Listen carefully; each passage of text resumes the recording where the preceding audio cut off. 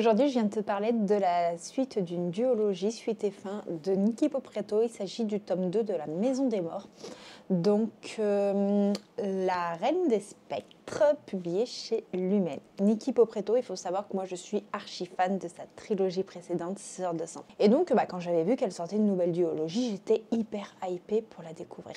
Et si j'ai passé un bon moment avec cette nouvelle duologie, je dois dire que pour moi, elle est très en dessous de Sœurs de sang. Pour vous faire un petit résumé global, je vais être très bref. On va suivre Vren, une jeune femme qui fait partie d'une famille assez particulière, qui a un lien avec les spectres et tout ça.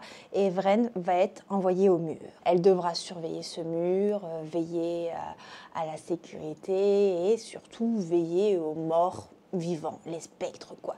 Sauf que sur ce mur, elle va faire de multiples rencontres, mais surtout, elle va aller au-delà de ce mur et elle va découvrir des vérités qui la concernent et qui concernent également le monde dans lequel on évolue.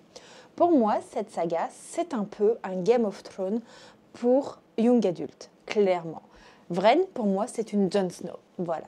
Si vous avez lu le tome 1, vous savez à quoi je fais référence. Alors j'ai passé un bon moment, toutefois pour moi, il y a des choses dans cet univers qui vont peut-être un peu trop vite, en besogne, ça manque un peu de détails, ça manque aussi peut-être un peu de suspense avec des choses qui sont plutôt très prévisibles.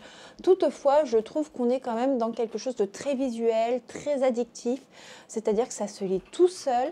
On est vraiment happé dans l'action, on ne s'ennuie à aucun moment, les personnages sont toutefois très attachants, aussi très drôles, et on a un petit côté fun family, et c'est quelque chose que j'apprécie énormément. Franchement, c'est une saga qui est vraiment parfaite pour un public adolescent, si vous en avez dans votre entourage, ou si vous aimez ce genre de lecture, même pour vous, c'est totalement hyper sympa, mais si vous êtes quelqu'un qui avait l'habitude de la fantaisie adulte, il vous manquera peut-être un petit quelque chose.